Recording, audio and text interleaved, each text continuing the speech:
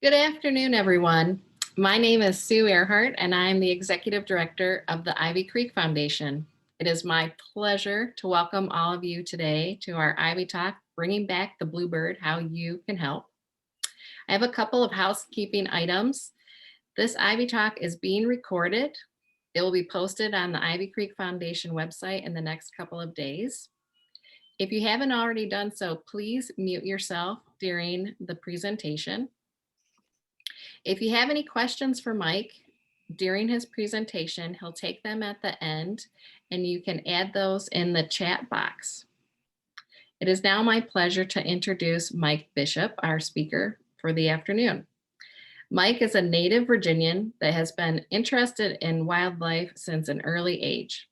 Since 1982, Mike has been involved with bluebirds and purple martins, where he established trails and colonies on his parents' property in Spotsylvania County, Virginia. Mike retired after 37 years in public safety, several years as a professional firefighter, and then serving 21 years with Fairfax County Police Department. Retaining his lifelong love for the environment and native animals, he became a Virginia Master Naturalist in 2013 and was hired as a part-time naturalist for the Fairfax County Park Authority. He was instructing school students in stream and watershed ecology. He is also a board member of the Virginia Bluebird Society. In 2015, he founded the Northern Virginia Purple Martin Initiative that has a mission statement of saving our native wildlife through direct action. To date, it has established 23 martin colonies, 4 bluebird trails, a wood duck trail, and a kestrel project on public lands. It is now my pleasure to welcome Mike. Take it away. Thank you, Sue. Welcome, everyone. I'm glad to see so many people participating in this today. It's pretty nice where I'm at, so the fact that you're spending time with me, I really appreciate it. So I've been to Ivy Creek a few times. My wife and I have been there in Charlottesville, and we always make a day of it out there. Beautiful, beautiful place. You people that are involved with it and maintaining it and contributing to it have done a fantastic job. Like I told Sue and Catherine, I said, we really don't have a place like that in Fairfax County where I live. The Park Authority is very good here, but it doesn't have too many natural areas. Maybe you've heard of Huntley Meadows. We have that down there, which is strictly used for conservation and nature projects. So to have something like that where you guys can just pop out of Charlottesville and go over there and enjoy the day in the wilds is pretty neat. And I plan on coming back again whenever this entire COVID mess is over with. I was there about a year and a half ago, and I spoke about purple martins, and really got to interact with some of the people that are involved with Ivy Creek, and it was really a pleasure to meet them and talk at that time.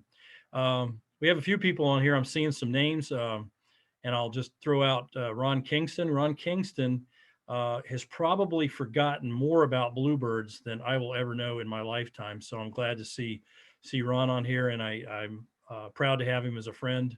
And he is on the board as well of the Virginia Bluebird Society. So hello, Ron. Okay, folks. So the title is helping bring back the bluebird. It is back. It's actually considered now a species of least concern. And I'm going to talk a little bit about various aspects of why that is, how we almost lost the bluebird, how we brought it back, how we're maintaining it, and possibly what you can do as a landowner or a conservationist to help sustain the species and keep that from ever happening again. The picture on here is of a couple of male bluebirds at a feeding station that I maintain at the park that I work at. A good friend of mine took this photograph as they were sitting there eating some suet balls. And like a gentleman told me one day, he says, you know what, we don't put up bird feeders for birds, we put up bird feeders for us.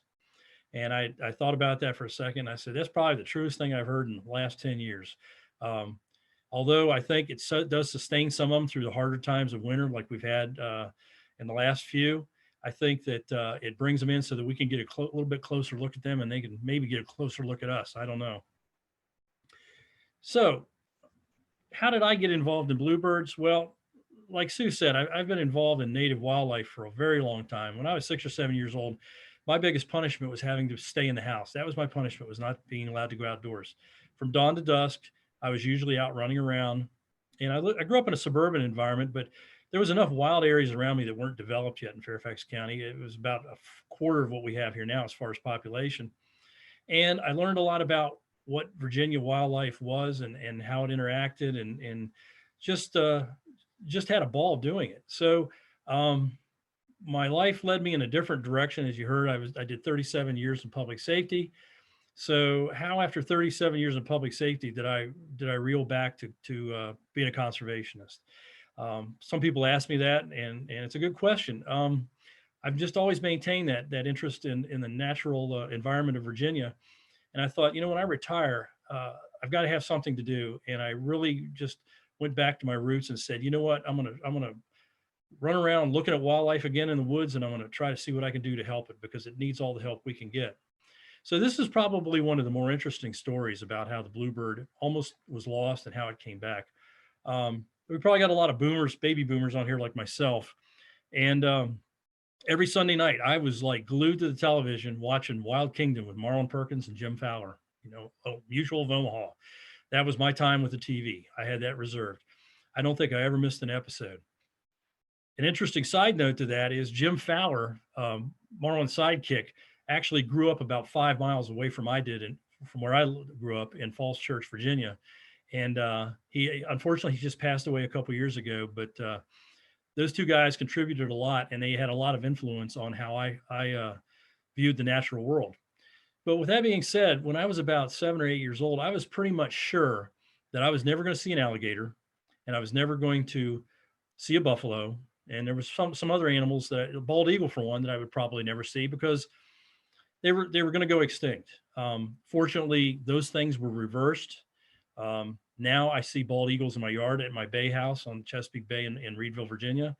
I saw 3 the other day while I was out checking bluebird houses up here in Fairfax. And when I go to South Carolina and Florida, as you probably have been there, you can't go too far without almost tripping over an alligator. So those are a couple of the big success stories. So where does the bluebird fit into all this? Well, those other projects were all mostly state, federally, and locally funded, and billions of dollars were spent to try to bring those species back from the verge of extinction. Well, the little-known bluebird, he almost went away from us in the early 70s and the late 60s, primarily due to a couple reasons. One was insecticides, and we all know the DDT story, Silent Spring, Rachel Carson, and so forth, and the lack of habitat and the cutting down of dead snags and trees, and the use of metal fence posts versus wooden fence posts. Most people don't think about that, but in the old days, wood was the primary source for putting up fence posts along farms and country lanes. And a lot of times they had knotholes in them, and that was a favorite of bluebirds. So when that went away, so did a lot of the bluebirds. So what am I showing you here? This is the United States Department of Agricultural Research Facility in Beltsville, Maryland. And there was a really, really interesting guy that worked there. If you've ever been to Beltsville, which you may or may not have been, it basically is like a big farm, as you can see from the picture. And they figure out how to make cows give more milk, chickens more eggs, better beef, stuff like that. But it's a very, very rural environment around the facility. And there was a gentleman there named Lawrence Zeleny. And Lawrence Zeleny was quite a birder. He grew up as a birder in Michigan, his native Michigan, before he became a biochemist and went to work for the USDA. And I believe he worked there for about 37 or 38 years. But while he was there, he would spend his lunch hours walking around that facility and checking out all the birds and making notes of what he saw and the numbers and when he saw them and so forth, kind of like the citizen science that we do now. And the one thing that he noticed was that there was a genuine lack of bluebirds. And every year that he walked, he was seeing fewer and fewer bluebirds. And what he came to realize was it wasn't the area around it, because it was a farm just like anywhere else in rural America. It was the fact that the starlings and sparrows and the other invasive birds have pretty much occupied most of the holes aggressively and displaced the bluebirds. So what he did was he obtained permission from USDA, and he put up a small bluebird trail. And what he found was that if he would put these houses up and not neglect them and monitor them, that he could remove the sparrows and the starlings from these houses, and the bluebirds would occupy them. And he started to see the numbers go up around the facility. Eventually, he had it up to, I believe, somewhere around 100 houses. And then after he retired, he stayed with the property until his death and continued to monitor all those houses around the facility. So he brought a lot of stuff back on a local level, but he wasn't done with that. This is the interesting part of Mr. Zeleny. He wanted to do across the country what he had done. He thought, okay, if I can do this, I need to enlist an army of thousands of people to help me bring back the bluebird. So if you're familiar with the Washington Post, they have a parade magazine every Sunday in it. He convinced one of the editors to allow him to put an article in there about bluebirds.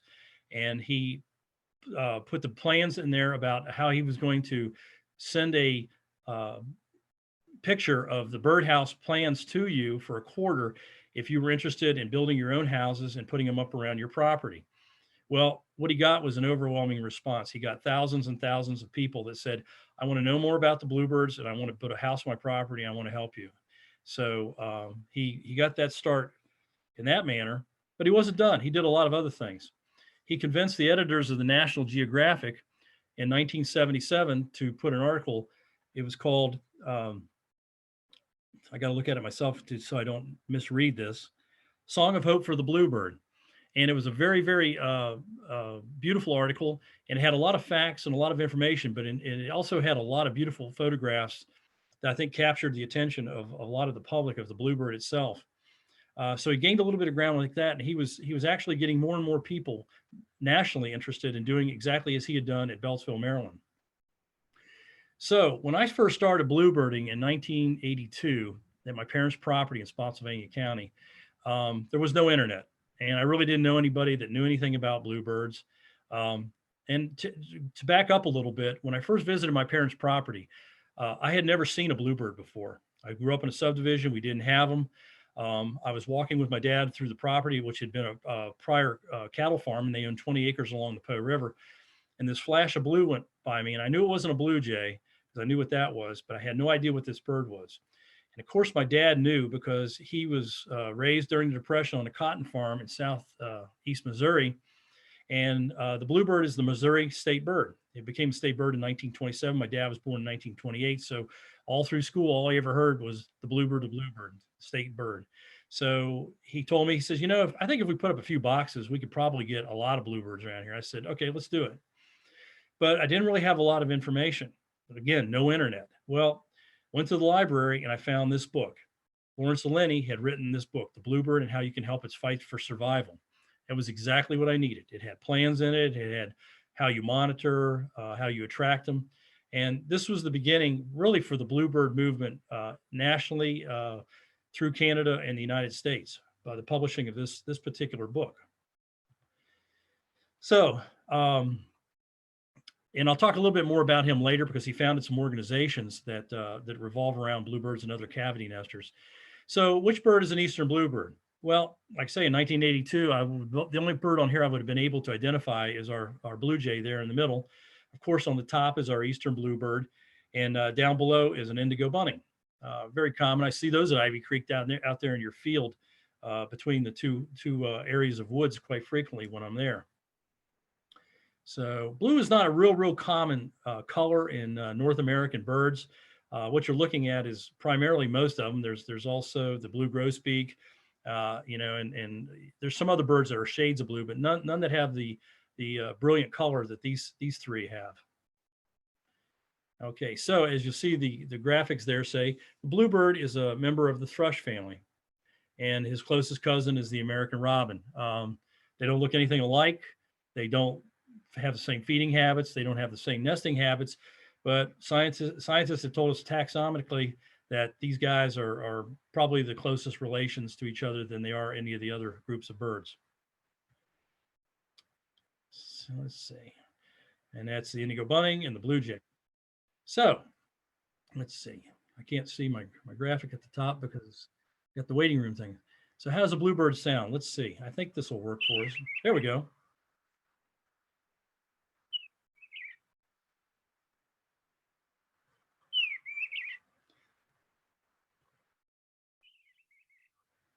So that's the primary call of the bluebird. It's very distinct. There's not too many other birds that have anything close to that. And it's usually just kind of a soft sound in the distance. It carries a long way, but it's not a raucous sound, say like a blue jay or a mockingbird. And that's about all you'll ever hear. They call each other by that. There's no real mating call that I'm aware of. They pretty much just keep in contact with each other with that little soft sound. So we have 3 species of bluebirds in North America. The Eastern Bluebird, of course, is ours, and he goes all the way from he's east of the Mississippi, basically from Mexico and Florida all the way up into several provinces of Canada. And then we have the mountain bluebird, who lives at higher elevations, Rocky Mountain area, Colorado, that type of elevation. And then we have the western bluebird, who lives on the other side of the mountains, primarily from the area of the Rocky Mountains over to the California, Washington, Oregon coast. All have similar habits. They're all cavity nesters. They're all insectivores. And they pretty much have the same life styles as all the rest of them do. The western bluebird is a little bit duller in color, as you can see, than our eastern. And the mountain bluebird is a powder blue. Very, very beautiful, beautiful bird. Okay, so you can see here's a good picture showing the 3 phases. There's their male up top. Of course, he's got the very brilliant back blue, the very colorful red chest, and the white, very patriotic, of course. And then the female is a little bit duller. Most of the females I see around here during breeding time are a little bit more colorful than this female that's sitting on top of the house here, but there's a distinct difference between the 2 of them. And then the younger one is not got very much blue and very much red. It's pretty much a kind of a dullish brown gray and has a very, very speckled chest. And it's very distinct. When they all come out, they'll have that until their first molt. And I believe that's a environmental adaptation, which helps camouflage them a little bit better from predators, because they're easy prey for a lot of different things, owls, Cooper's hawks, and so forth. So that gives them a little bit of edge in the survival category.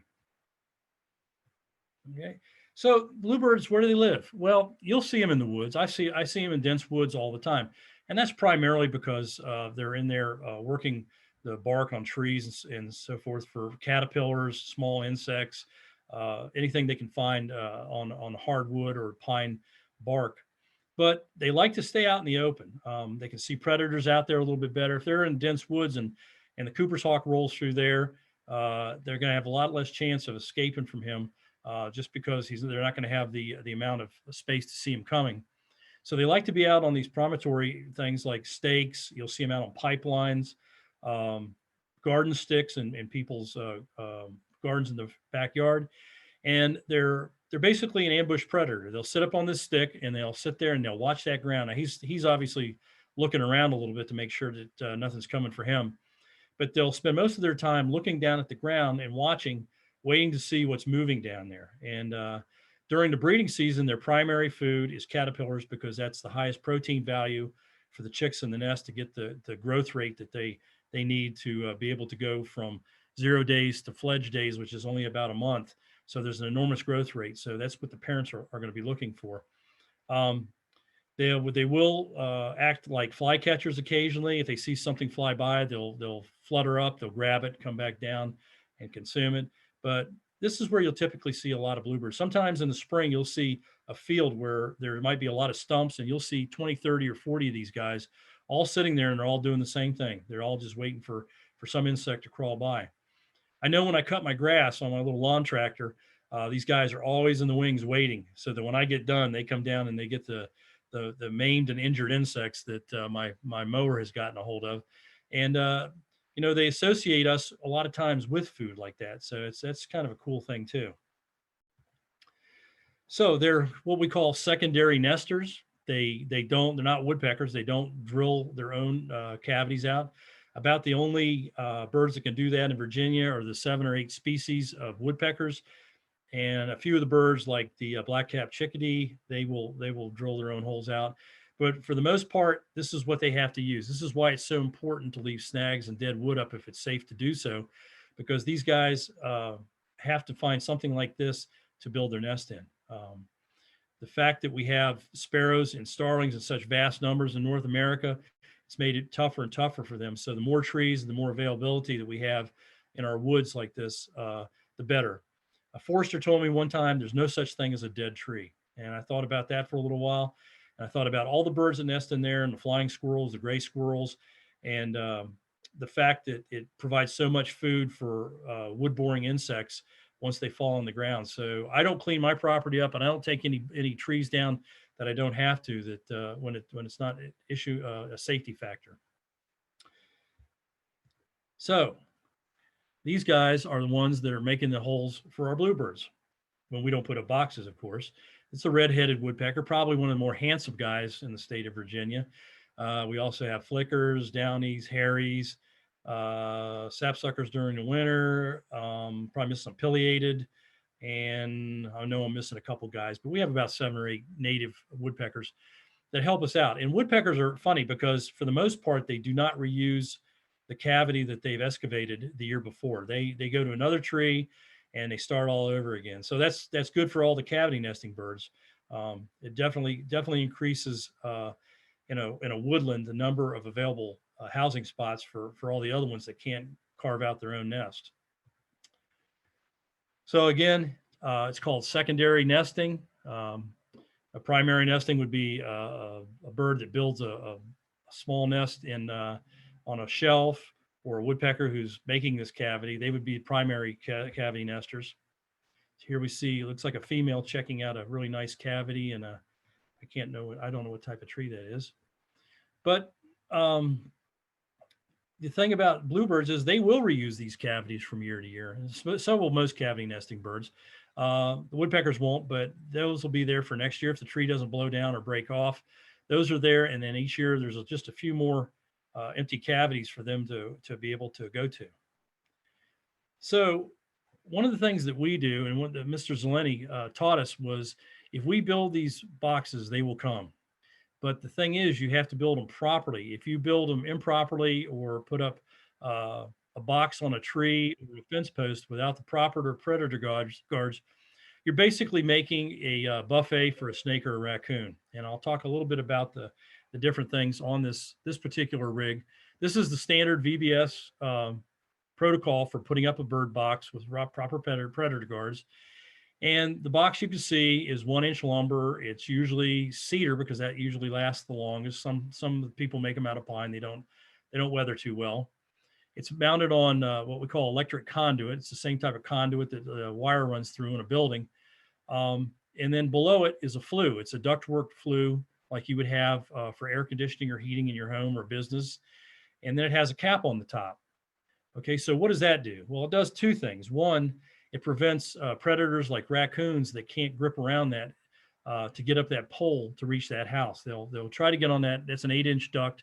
They'll try to grasp it and shuffle up, but they generally slide down. The other thing is it prevents snakes from getting up there. And how it does that is the bottom is open. There's a cap on the top, but the bottom is open. And with the bottom open, the snake will go up in there trying to find a way to get to the birds. He can't wrap around that large duct. It's too slick and it's too wide for him. So he'll try to go the easy way up that 1-inch pipe. And then when he gets up there, he finds he can't go any further, and he finally gives up and he goes away.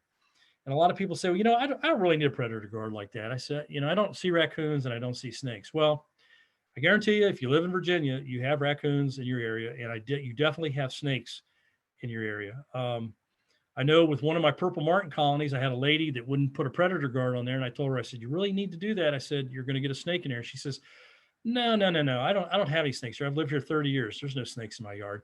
So I put a predator guard up, and the next day a snake tried to go up in there. She saw the snake up in there. And then the following day, another snake went up in there, and those birds would have just been lunch for that snake. So I made a believer out of her. And like I always tell folks, it's really nice to go out and buy a well-made birdhouse, but if you're just going to put it on the side of your barn, you're going to put it on a tree in your yard, you've really done nothing for the birds. You've just made them a target. There's a little wire thing on the front of there made out of hardware cloth, and that is so that if the raccoon happens to bypass that flue down at the bottom and gets up to that house, if he tries to reach inside there, he can't bend his arm to go down where the babies are in the very bottom of that wooden box. If you've ever looked at a raccoon or know much about them, their arms are very much like ours. They're very articulable. Their hands are just like ours. So if he was able to press his body up flat against that wooden face of that box and stick his arm through that hole, his arm would go right to the bottom and he would just pull those birds out one by one and make a meal out of them. So those are the two things that VBS, Virginia Bluebird Society, mandates on their houses if you're going to have a bluebird trail that they sanction. Okay. I'm sure there'll be a little more questions about that at the end. These are very easy to make. They're very inexpensive. That whole thing right there would cost you about $25 or $30 to put together one to put in your yard if you're handy enough to be able to do it yourself. Okay, so food. I said that they're insectivores. Well, they're really omnivores. I should have said because in the wintertime, there's no insects around, right? Insects are invertebrates. They're cold-blooded. They don't move during the winter below 50 degrees Fahrenheit. You're not going to see any. On a day like today, they're probably out hatching and the birds are having a great time catching a few of them.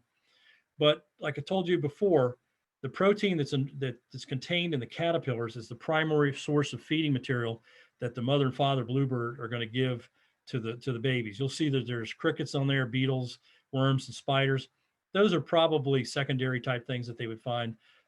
This is why it's so important to have native trees in your yard, particularly oaks, because they harbor tens of thousands of caterpillars. You can't see them, but there's tens of thousands of caterpillars on that tree when they all hatch. And these birds, because nature has evolved altogether, these birds coincide with the hatching a lot of those insects on those trees.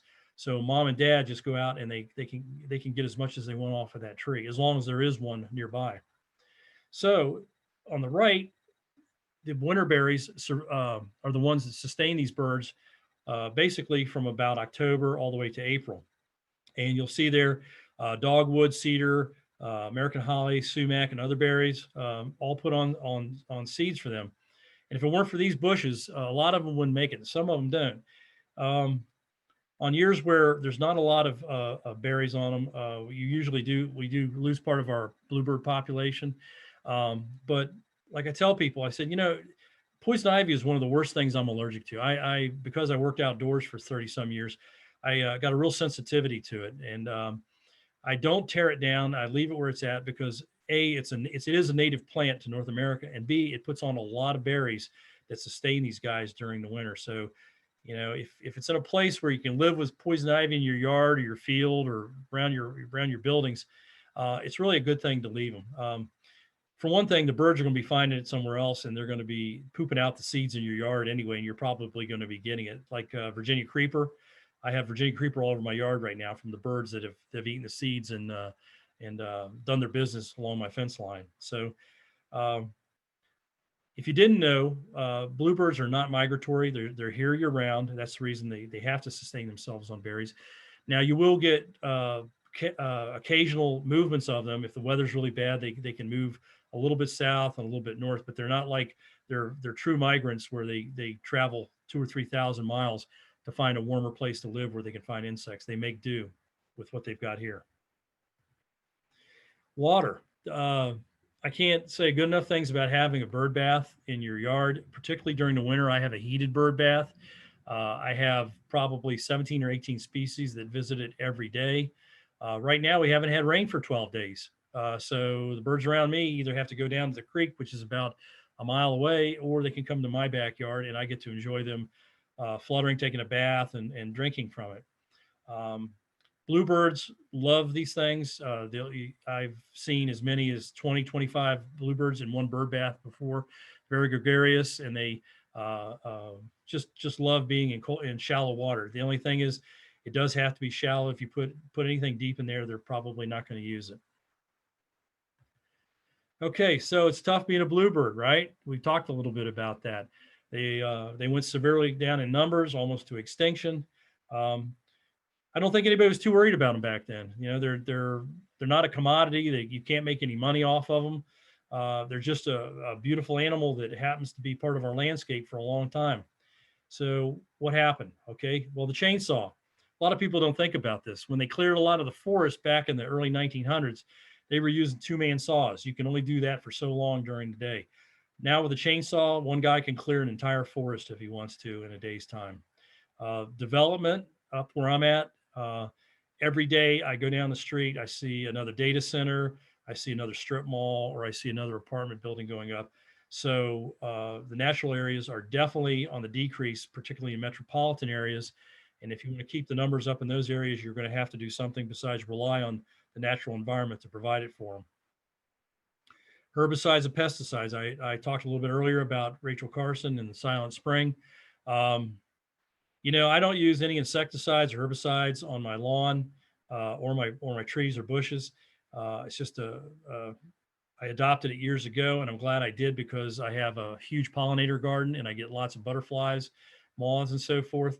But the neighbors around me are using what's this mosquito service now. Everybody's afraid of mosquitoes. I haven't really seen any mosquitoes in my yard, and I don't use anything.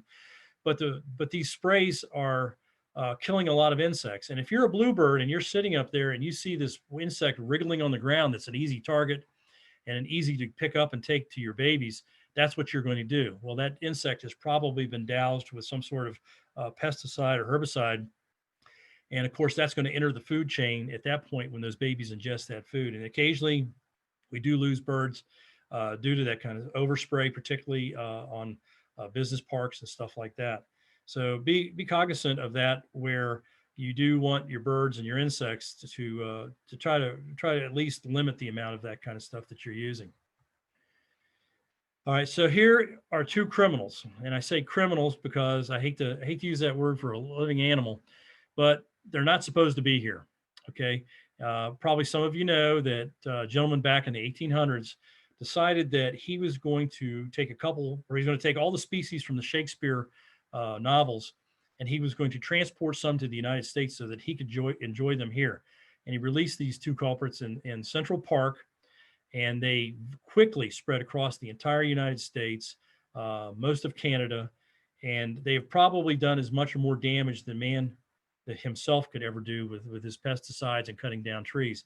They're very, very aggressive. They're not protected by the Migratory Bird Act of the early 1900s, so they can be trapped, destroyed, shot, whatever. Some people do that, some people don't. I typically try to remove sparrow and starling nests before they get to the egg stage, and they get frustrated and they go somewhere else. That's an ethical and moral decision for everybody that's involved in conservation. But I can tell you this, that these two birds right here have not only decimated a lot of bluebird populations, they've decimated many, many cavity nesters, and that includes great crested flycatchers, many woodpeckers. These guys, they're so aggressive, they will actually kill the mother bird and build their nest on top of their bodies inside a birdhouse or a cavity, as well as wait till the parents leave to go get food and go in and peck the babies to death. And there's nothing worse than seeing that happen when it's somewhat preventable. So how do we save bluebirds? Simple math. Nest boxes, volunteers equals bluebirds. Put them up and they will come. I have about 38 bluebird houses on my trails right now. I usually get somewhere in the vicinity of about 80 to 85 bluebirds every season, and then probably maybe another 15 wrens, some chickadees, titmouse once in a while, and they're all cavity nesters, and I allow them all to occupy my bluebird houses if they're there first. But the fact of the matter is, bluebirds will do multiple nestings. I have one couple in particular, and I call the female Fertile Myrtle. She builds 3 nests every year in the same box and gives me about 15 new bluebirds every season. But that comes with the responsibility of monitoring. You have to monitor the boxes. You have to make sure there's no pests like mites or botflies in there. And it's always good practice, as soon as the birds fledge, to remove the old nest to get those hormones going in mom, so that she comes back in there, rebuilds that nest, has time to build up the calcium back in her body for those eggs to develop so she can lay them. You keep it away from brush and buildings and where people eat, because for one thing, that's an attraction to sparrows. Where people drop food and trash is always an attraction for sparrows. And with brush and buildings, we tend to get a lot of house wrens that like that thick habitat, and they will tend to dominate some of our bluebird houses. So we try to put them out in the open a little bit, so the bluebirds have the best chance they can of looking into it and saying, yeah, that's where I want to build my nest at. So we talked about this already a little bit. It's called the Noel Guard. Um, Ron Kingston, who's on here, was one of the forefathers of developing some of these predator guards for these effective predator guards for these houses and these setups. Um, Kudos go to him, and of course, it's been an accepted practice everywhere in the United States now that these two things are put on the pole and the box to eliminate or try to eliminate as much as possible predators from getting our birds. There's nothing sadder than going in there and seeing a predator's gotten in there, or opening up a box and finding a snake in there. That's quite a surprise too. So as you can see here, here's our black snake going into a house that's not protected, or he's coming out. A lot of times you'll see them when they're coming out there, they got a bulge in them, and that's our baby birds in there. Unfortunately, it happens to my purple martins as well sometimes. And then there's the raccoon. Raccoons are very nimble. They're very agile. They can get up into these houses. It's imperative to have those guards on the front so that they can't reach there and get our birds. Now down on the bottom is something I'll talk about, and I'll just briefly go over this. It's a very emotional issue for a lot of people. Being an animal lover, I don't like to talk bad about any particular animal, but feral cats are a real problem, and they're a super problem where I live at now because there are so many feral cat colonies. And without getting into the technical aspects of it, the premise of feral cat colonies is to trap the cats, neuter them, and then release them. And then through attrition, the colonies disappear. Well, in reality, what happens around me is it becomes a dumping ground for people who are moving out of the area or just tired of a cat, or their cat had kittens and they don't want to keep all of them. So instead of going to the animal shelter, they go to the TNR site and they dump their cats. Okay. Cats are the #2 killer of native birds in the United States. Window collisions, I've read, is #1. Cats are #2. I don't know that windows are so much preventable, although they are coming out with a lot of techniques to have avoidance things on windows to keep birds from running into them. But we can certainly do something about the cats. Keep your cat indoors. They're not native to the United States. They were brought here by the Europeans, just like that starling and that house sparrow. And they're natural hunters, and they don't only decimate birds, they decimate small reptiles, amphibians, and mammals. But again, it's a very emotional issue. And when you start talking about this to groups, some people do get upset, but the facts speak for themselves that if you have cats in your yard, you're going to lose birds, cats that are even domesticated or cats that are feral. So I'll leave it at that. And, you can maybe do a little bit more research on that and decide for yourself how you want to handle those type of situations. So we monitor every week. We in my case, I have a team of 4 people. Everybody takes a week, and they do it like on a weekend, and they go from house to house and they open it up. The birds are very tolerant. If they have babies in there, sometimes the mother won't even fly out. She'll stay on the babies or on the eggs. That's particularly true of tree swallows, which are a frequent visitor to our birdhouses, which we encourage to come in, as well as bluebirds. So what are we looking for? We're looking for possible mites, possible botflies that we can remove from the nesting material. We're obviously looking to make sure there's not a snake in there. And we keep tabs on the dates that the eggs are laid and the rate at which the birds are growing, so that we know after they fledge that in this particular case, if he's looking in there and he knows that those birds have fledged, he's going to reach in there, take all that nesting material out and deposit it away from the nest, and it'll be ready for the next pair. It may be the same pair, it might be a different pair, or it might even be a different species. So by monitoring them, what we're doing is we're actually increasing productivity of the houses. And that's the name of the game. We want as many birds to nest and as many birds to fledge from these houses as is possible each season. One of the reasons is to keep numbers up. We don't know what the tipping points are for any of these animals. We don't know what numbers have to go down to before they can't replenish themselves and they do go extinct. We just had an enormous outbreak of cold, as you know. It went all the way down to the Gulf of Mexico. You probably heard about the turtle stunning and a lot of the stuff. We lost a lot of animals. We lost a lot of native birds. In the purple martin community, which I'm heavily involved in, people found dozens of dead birds in their gourds. And when you get a year like that or a couple of years back to back like that, you can reduce the numbers to the point where birds will particular bird species will actually disappear from an area, and it may take a decade or two to get them back to where they were before these natural events occurred. And as we all know, with climate change, we're going to be expecting that more and more. So the bluebird community and the native bird community are working as hard as they can to try to get as many birds fledged and into the environment as we can. So like it says, the most important thing on the slide is don't install a box unless it will be monitored. It's not a lot of work. It's fun. If you have grandchildren, you have children, it's a great day to take them out there, open that box and raise them up and peer into there and see those baby chicks down there with their mouths open. It's a definitely a teachable moment, and it's probably a good way to get your kids involved in the same things that you're interested in. Another problem that we have, particularly early in the season, like right now we're on the cusp of everything starting to happen. The birds are checking out the houses. The males are leading the females inside to take a look around. What do you think? We set up shop or not here? Well, it's also a wet time of the year, and the ants and the wasp will definitely try to occupy these houses. Again, that's another reason why we monitor these houses. A bird goes in there and he sees all these ants, or he sees a wasp nest up in the ceiling, they're going to move on. They're going to go somewhere else. So you just lost that particular house for at least part of that particular season. So that's why it's important to get rid of types of things like this when you find them. Okay. And we talked about that, and everybody asked me, the big question is, how do you know it's a sparrow's nest and it's not something else? Well, I always tell them, imagine your child when he was a teenager, and you walk into the room and it looks like a tornado went through it. Okay, that's pretty much what a house sparrow nest looked like. It's a big, massive mess. It's not the well-rounded and perfectly formed cups that bluebirds and most of the other cavity nesters build in the bottom. For example, the titmouse and the chickadees will use a lot of small wood chips and lichen and moss in theirs. It's very, very pretty and very well made. The sparrow will take trash in there. You'll find pieces of ribbon, cigarette wrappers, maybe cigarette butts.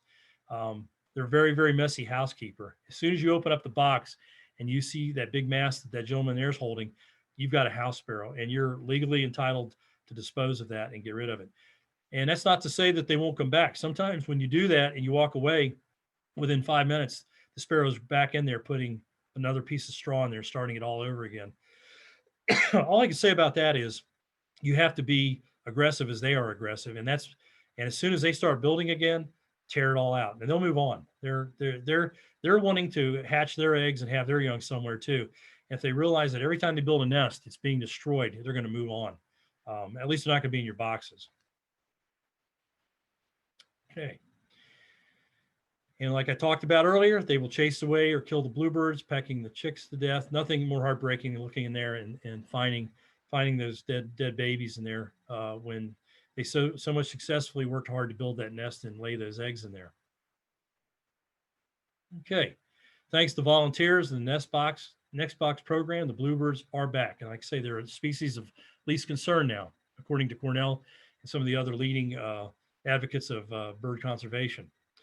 So they established a territory, and you'll probably see that now if you have a nest hole where they're using, or a bluebird house near you, and they need 2 to 3.5 acres. I generally put my houses about 100 yards apart, or I can do it a little bit less if there's not a line of sight, particularly if it's along a trail where one house is not visible from the next house. I can sometimes get away with that. So he's going to sit on that house, and he's going to do his little call, and she's going to come, and he's going to go inside, and she's going to follow him, and they're going to decide, this is we want to be a couple, and this is where we're going to raise our young at. That's how it works. It's really fun to watch. So this is a picture of a pair bonding, and during the little courtship phase, the male feeds the female. That strengthens the bond between them, and he makes her realize that he's going to be a good daddy and a good husband, and he's going to provide for his family. And so he'll entice her to set up shop with him for the season. And there's no real evidence that they are monogamous, for one thing.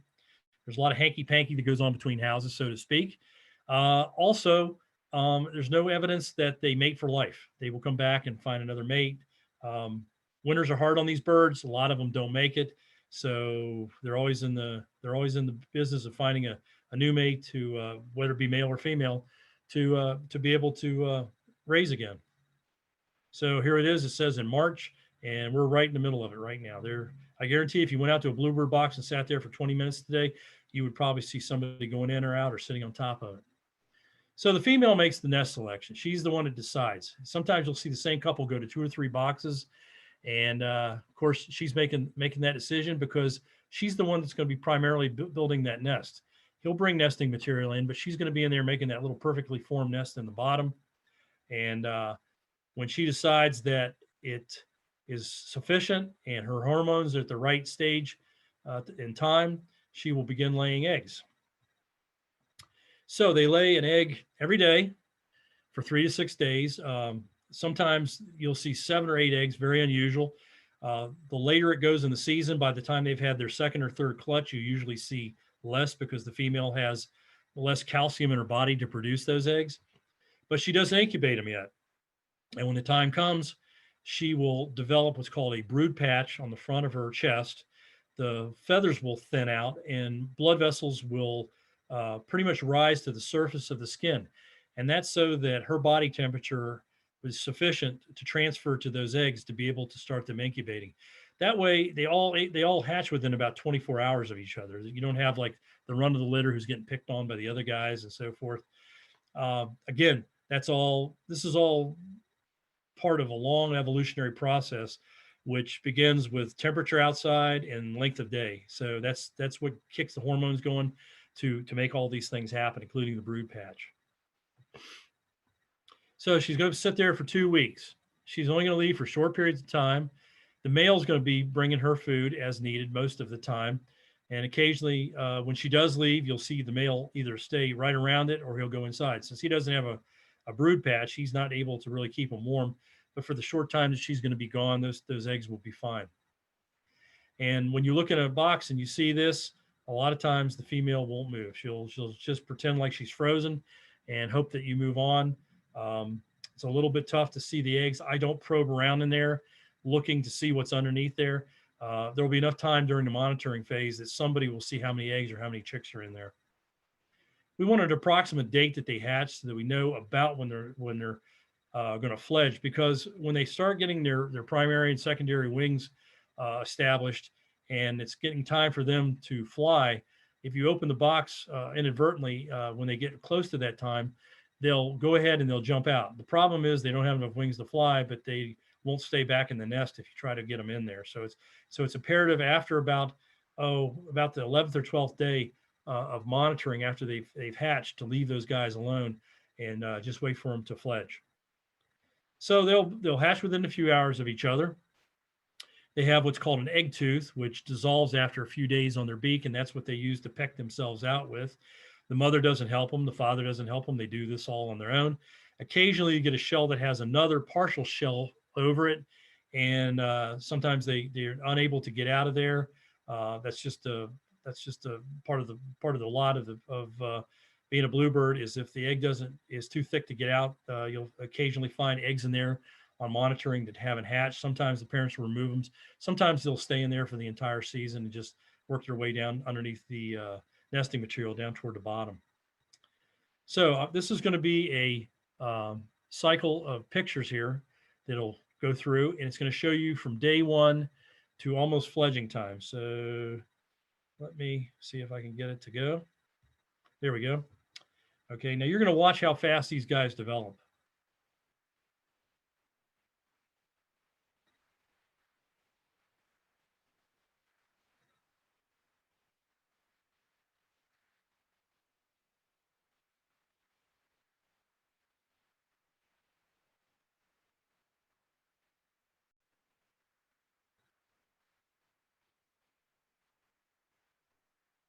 Pretty incredible growth rate. There's a lot of cell division going on there. And that's due to that high protein diet that mom's feeding them of caterpillars. They're getting solid protein every day, and they're just having an enormous growth rate. And if you notice around that 12th or 13th day, they were starting to get those blue primary feathers. And the instinct for them at that point is if you start poking around in there, is they will try to flee rather than remain motionless.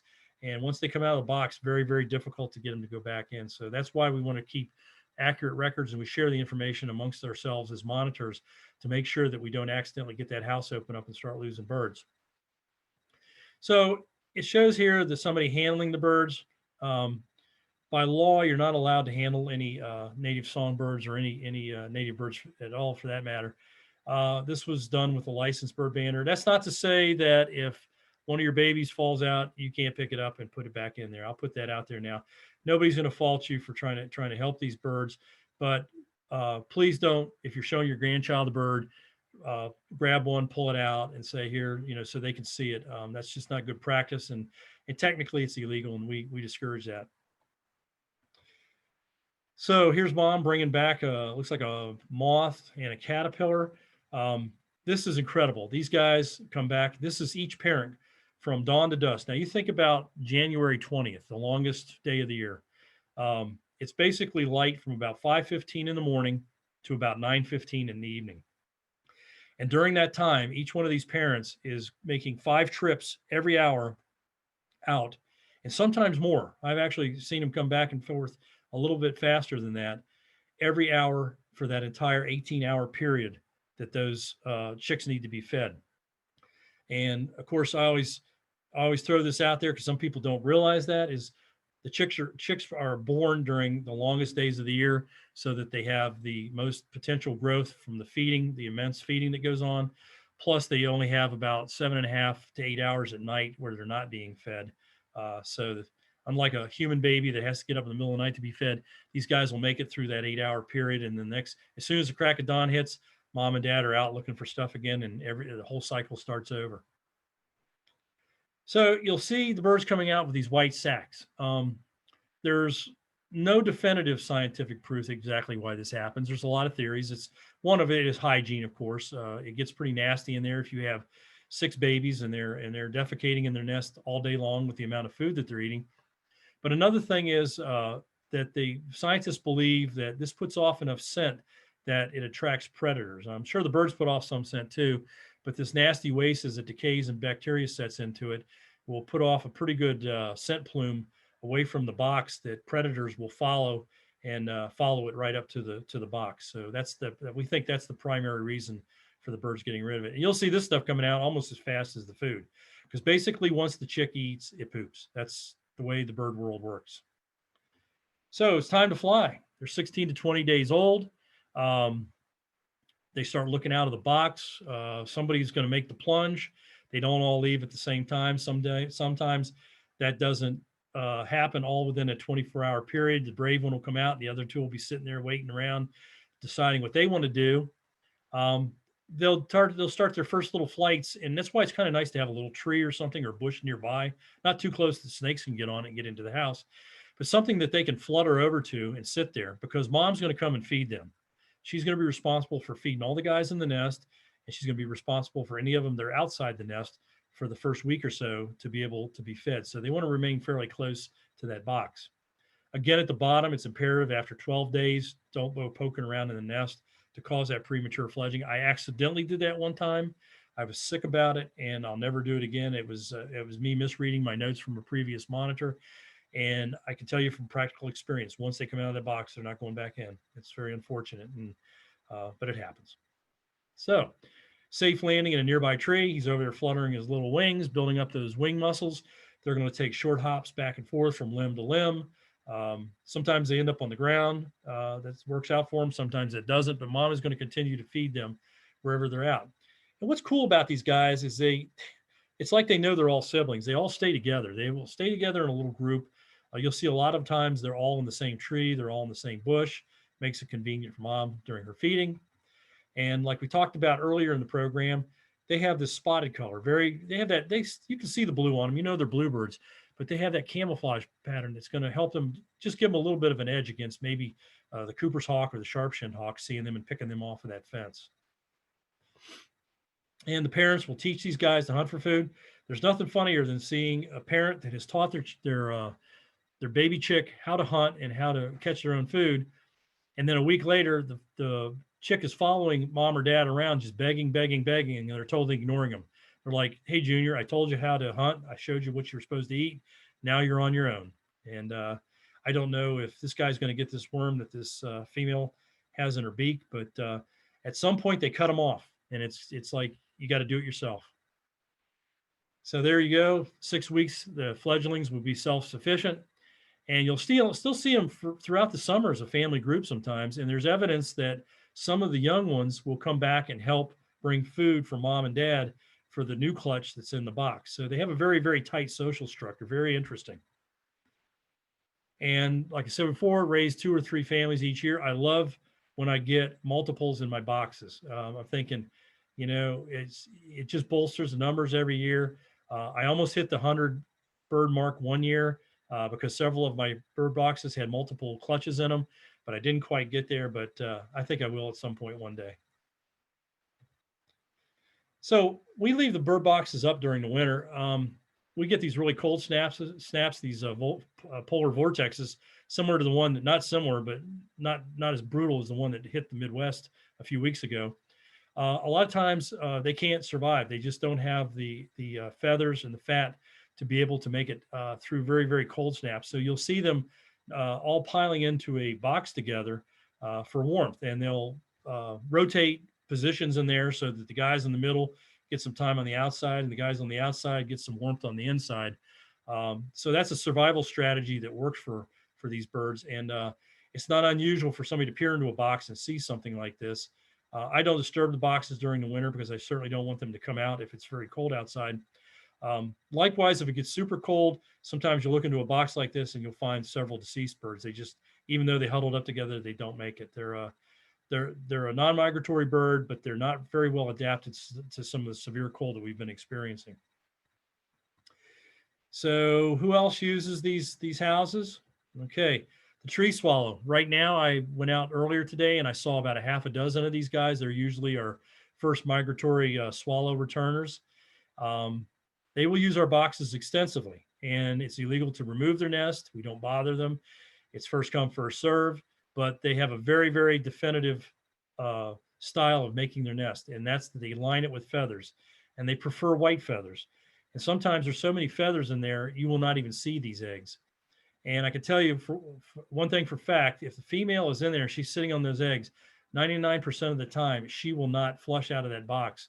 So it's very difficult to see those eggs. Sometimes if you just move her to the side a little bit, she's still not going to leave the house. They're a species that won't.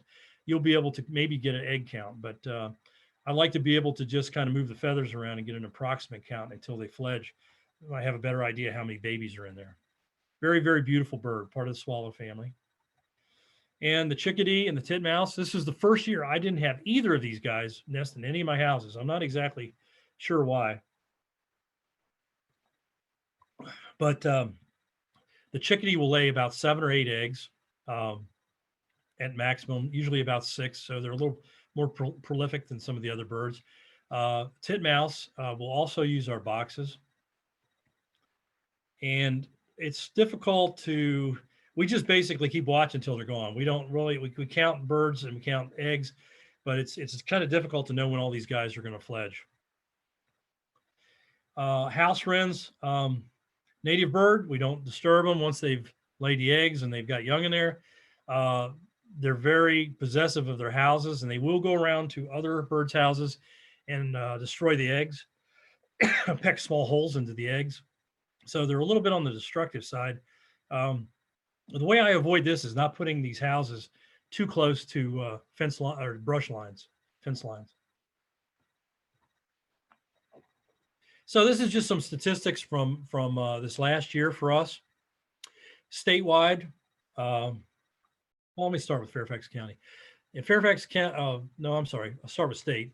There's 420 trails that are sanctioned by the VBS, Virginia Bluebird Society, almost 4,800 bluebird boxes. And this year we fledged a little over 18,000 bluebirds, 27,000 total birds. And that's, you know, counting the wrens, the titmouse, and the chickadees. So in Fairfax County, we have 58 trails last year. This year, we're going to have 61. We had 730 bluebird boxes. We're about I think the second or third largest amount of houses in the state. And we fledged a little under 1,700 bluebirds and 2,700 total birds. It was an average year. We've had some years where we've had cold springs and bad winters, and those numbers have been down. We've also had good weather where we fledged a few more. I think this year we're heading toward a good year. If we don't get a real wet cold snap, I think we're going to be doing really good this year. I won't get into a lot about native plants, but they are absolutely vital to the environment and to our native wildlife.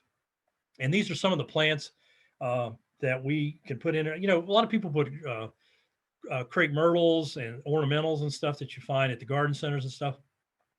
Very pretty, but they do virtually nothing for wildlife. It's nothing to see one of these berry bushes completely loaded with berries and nothing is eaten off of them. But you go to an American holly tree and the cedar waxwings and the bluebirds and some of the cardinals completely clean these trees off of their berries because they're native. They've evolved together over centuries and thousands of years. So they can digest these type of plants. They're attracted to these type of plants. So if you can just plant one or two even in your yard, you're going to find that your birds are going to be attracted to these things. Red cedar is obviously a tree, and it's a very, very good source of the berries for many, many native birds during the winter. Virginia creeper, you got to kind of keep tabs on that. I've got it all over my yard. I got to keep it in check once in a while. And black cherries, chokeberries, American hollies, winterberries. Some of these are you know, they're trees you used to see a lot of, and a lot of them have been destroyed either through development or people want something else in their yard that's a little prettier or a little bit more decorative. I talked about poison ivy, you know, not one of my favorite things to be around, but very important for the birds. And of course, the dogwood, a native tree, our state tree. There's a lot of stuff on there that birds can use. And one that's not on here that I have in my yard that really does produce a lot of insects for my birds are American redbuds. I have two, and they grow like crazy. You put those guys in, you don't have to wait 20 years like an oak to have a big tree. It seems like the more I hack on it and prune it, the faster and bigger and wider it grows. So another good one for your yard. And we talked about water features. Birds love moving water. If you have a small fountain or one of these little vibrating things that people put in their bird baths, it's a great attractant for birds. And it also helps them if you're a long way from a natural water feature to be able to save their energy by drinking locally instead of having to go so far to get it and burn calories, particularly in the winter. So there's several groups that you can join, or you can visit their websites that have lots more information than what I gave you. The Virginia Bluebird Society was established about 30 years ago, and it has tons of information on their website. It's only $10 to join. We have a biennial conference. We were going to have a conference this year, but with COVID, we couldn't, where we have guest speakers and we have lots of experts come in and talk about bluebirds and cavity nesters. If you go to the website, there's an application. I think there's a way to pay with PayPal and so forth. North American Bluebird Society. This was actually founded by Lawrence Olenny, the guy that we talked about earlier in the presentation. He founded this back in 1978. And the reason it's called North American is because Canada hosts a lot of bluebirds in several of the provinces up there. Cialis.org is a private website that a friend of mine, Bette Zimmerman, has organized and put on the internet. Tons and tons of information on there, and she's really great about getting back to you if you have a specific question. And I've included my email down here at the bottom. I put that out there because I freely give out advice or talk to people about it. I've had like 2 calls in the last 2 days from people with their bluebirds because it is the season. And if you have a question or a problem, if I can't solve it, I can put you in touch with the right person. So I ask you to contact me. No reservation whatsoever if you need some help with something. Okay, and that's our bluebird, and that's really all I've got to talk about. So now, if we have some questions, I'd be glad to answer them. So, Mike, you have a quite learned audience. So a lot of these questions people have sent out. People have often also shared some answers. Right. But I'm going to go ahead and ask you some of them anyway, just in case the people who watch this recording have these same questions and might want some help. Several questions about the actual birdhouse and whether or not you have a recommendation for where to get the plans. Okay, sure. The best thing to do is to check out the Virginia Bluebird Society page. They have a link on there that has the plans for the box. It has the list of materials you'll need to put up the entire rig, and it has a diagram on there of how to build that Noel guard, that little wire thing that goes on the front to keep the raccoons from putting their arms in there. As far as recommendation, you can use pine. Never use pressure treated wood for these houses because they emit chemicals. And I'm probably saying things to a lot of people that know this already, but just as a reminder, never use pressure treated wood, even if it's been dried out for a while. Use natural wood. If you use pine, you can use a preservative on the outside or a stain to lengthen the life of it. Some people are using PVC. I'm getting ready to experiment with using the PVC boards, the 1-inch PVC boards. A lot of people have had luck with those, and they'll last they'll outlive my lifetime, and probably most of the folks on here. Cedar is always a good choice. It's a little pricey, and sometimes it's a little hard to find depending on, you have to call around. And I generally, I recommend that the wood is at least 3/4 inches thick. Inch is better if you can get that. And again, the North American Bluebird Society and the Virginia Bluebird Society both have plans on there, and the dimensions, the hole size, everything that you'll need to be able to construct your own house. And one question someone had was whether a cone-shaped guard would work for the snake. It depends on the length of it and the size of it. The problem is with a cone, it's only got that 8 or 10 inch diameter down at the bottom, and it narrows down. Something like a snake, if they can get just past that upper edge and get up to where it's a little bit narrower, they're going to make use of that and be able to get up. A lot of people use even a flat piece of metal if it's wide enough, like a square or circle, and mount it on the pole.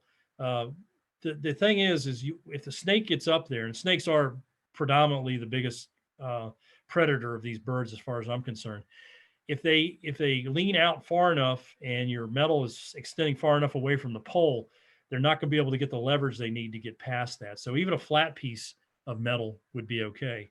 A cone, it would just depend on the length and the diameter of it. You have recommendations about what kind of grease to use, or grease on the pole? And it's just on the pole, right? You would put soap on the box itself. Okay, soap is used inside the box when you remove a wasp nest or a bee nest inside. They usually attach their nest by a little secretion that's like glue that holds it to there, and they'll try to rebuild a nest if you take it out at the same spot. So what you do is once you remove the nest, you see that spot on the wood, you take a bar of soap and just rub around that, and that wax will keep them from being able to adhere to the wood. It's a barrier between their saliva and the wood itself. As far as grease on the pole, I'm not a real big fan of that. You can do it down at the bottom. I usually do it below the flue if I have to do it, if I have a real ant problem. There's a stuff called tanglefoot that some people have used, and I would highly not recommend that not being used because it can trap native wildlife, small snakes, even small birds, if you put that on the pole. So if you use something like a clear lithium grease or something like that, that's probably enough for your ants at the bottom. I hope that answers your question. Okay. And will the bluebirds, if they've been run off by a sparrow or another bird, will they come back to the nest? Yes, they will. It's a little bit about timing though, and you really, if the bird is there initially, the bluebird's probably not going to even start building the nest. Okay, if the bluebird is in there and they start to nest, and then the sparrow comes in, they may abandon for a while. But if you're monitoring in a timely manner, like every 5, 6, or 7 days, and you can pull that stuff out there, another pair may come in. It may not be the same pair, but another pair will come in. It's persistence on our part in removing their nesting material. It's imperative to do that to be able to get them to come back and nest. And do you have a sense of when is too late to put in a bluebird house for? Like, they'll nest. I've had bluebirds nest as late as late July and fledge in mid-August. In the next couple months would be a great time to put in a bluebird house. And it doesn't have to be done right at the very beginning of the season. With my purple martins, if you don't have a nest up when they come through migrating north, you're out of luck. With bluebirds, since they're here year round, they're always looking for an available spot, and you'll get waves of them coming in from different areas. Like you might have some move from one conservation area into another area, and they'll be looking for additional nesting as well. So I would say if I was, late in the season, I would, as far as early mid-July, I'd still put a house up. You're just good possibility you might get a pair. We have a couple questions about food. One is whether, I'm not sure if I'll pronounce this, so I've not heard this before, is yaupon, Y-A-U-P-O-N, holly, a good berry for bluebirds? That doesn't sound like a native. If it's a native bush, yeah, they will eat it, but it sounds like an Asiatic species. It may not be, but most of the Asiatic It is native. It is native? Okay. Yes. Okay, well, they should eat it. They should eat it. Okay, great. Thank you. Uh-huh. How about dried mealworms? Oh, yeah, I use those. The problem with those is they attract a lot of different birds, and sometimes the birds don't get there as quickly as some of the other birds. Live mealworms they're like a magnet for these guys. I don't do the live ones. That's a little bit too much for me. The picture you saw at the very beginning of the presentation with the two birds sitting on the feeder there, I get these suet balls. You get them at like Tractor Supply or Walmart has them. They're like about $3.50 a bag.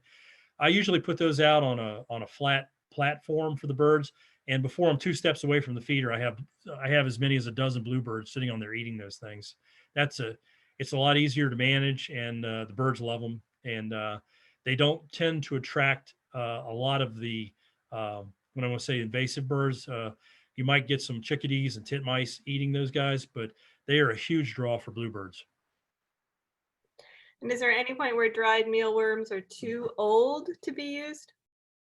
I don't think so. I mean, they're dry. They're dried to begin with. They're freeze dried to begin with. I keep them from season to season, and something eats them. I will get. Wrens love them. Carolina wrens love those things.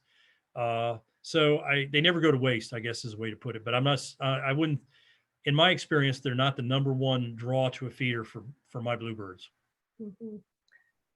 So we have a comment here that says they should only be used as supplemental food during nesting season. Yeah, they're not nutritious. Yeah, they're not very nutritional because they are dried out and stuff. But I usually don't exclusively put those out. Usually in my flat feeder, I will put suet balls, sunflower seed,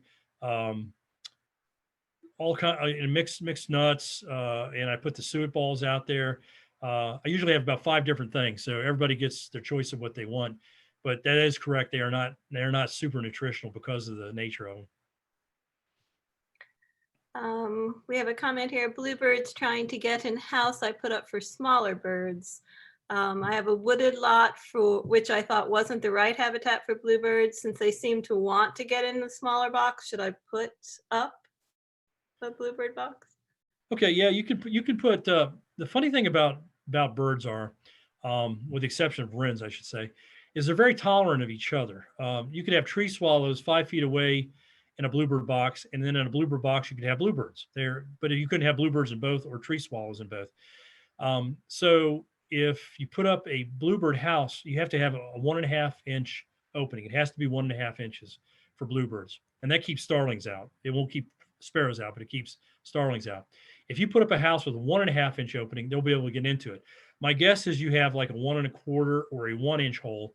1 inch is great for wrens. 1.25 is great for titmice and chickadees.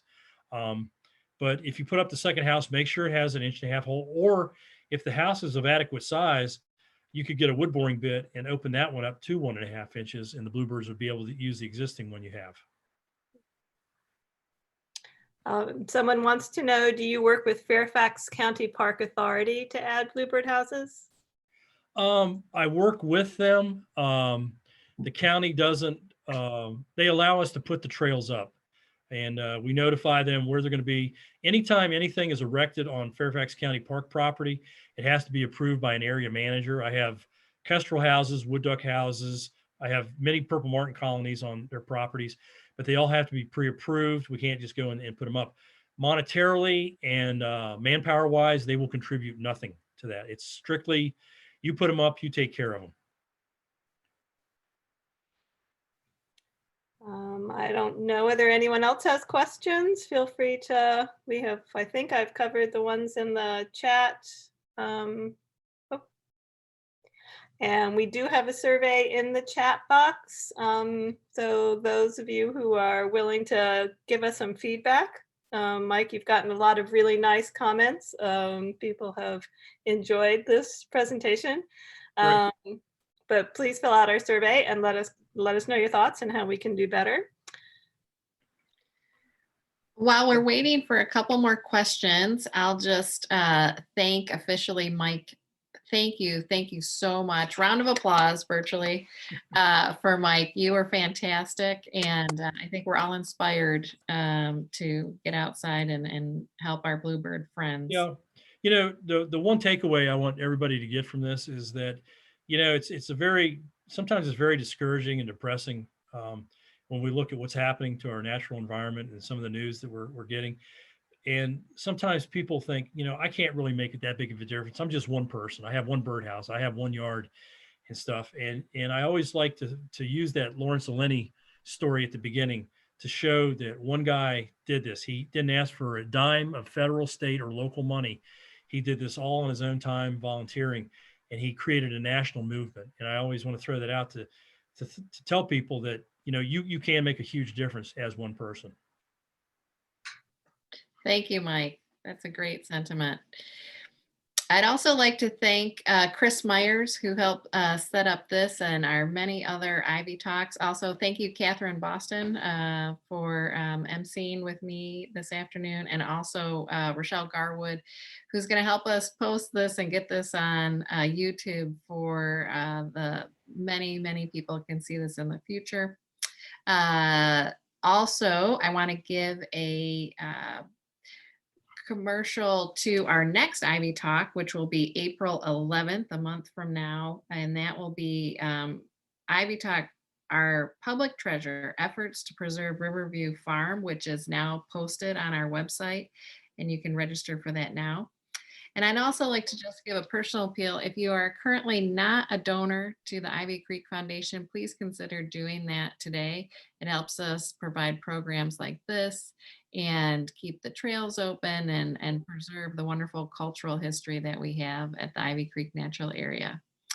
So, Catherine, do you see any other questions? Yep, just a couple more. One person asked, other than remove the nest, is there anything else to do to prepare the box for the next?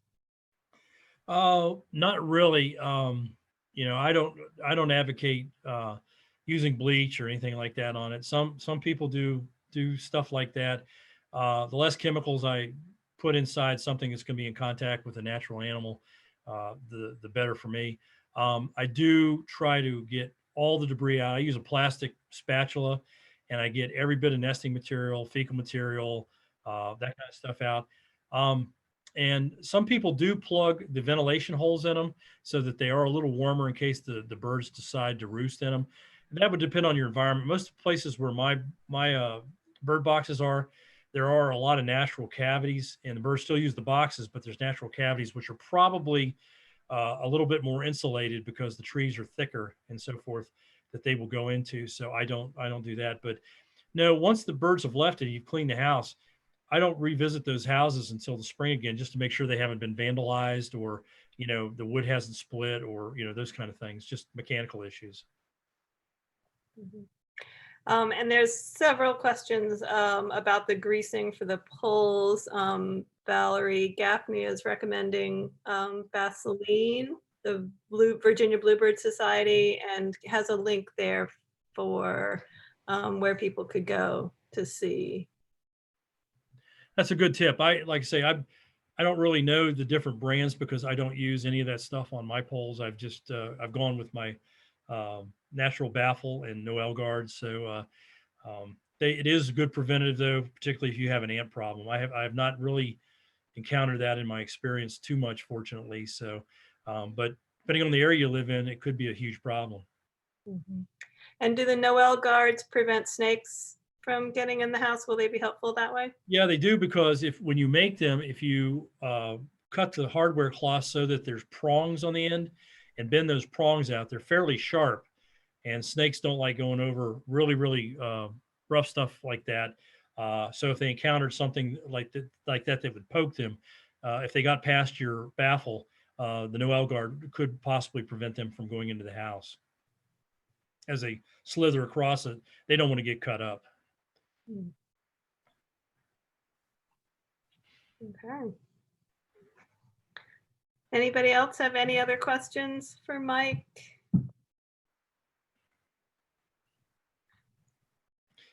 Well, I want to thank everybody for watching. I hope I covered everything that they thought they would hear today, and you know, get out there and enjoy the spring. It's gonna be a good one. Well, one more, Mike. Are you ready for one more? Sure. Mites, if mites or flies are found, how would you get rid of mites or flies?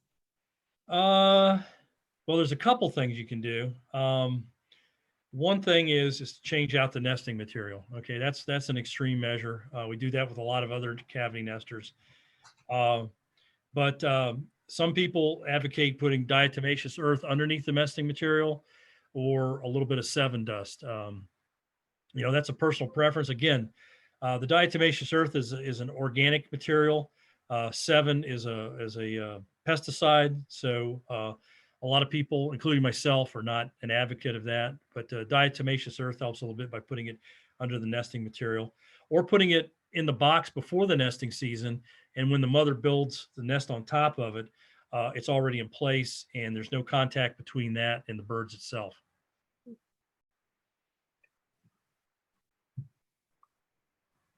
Many thanks. Many thanks. You're getting lots of thanks. Well, hopefully you'll read through these Okay. when we let you go back.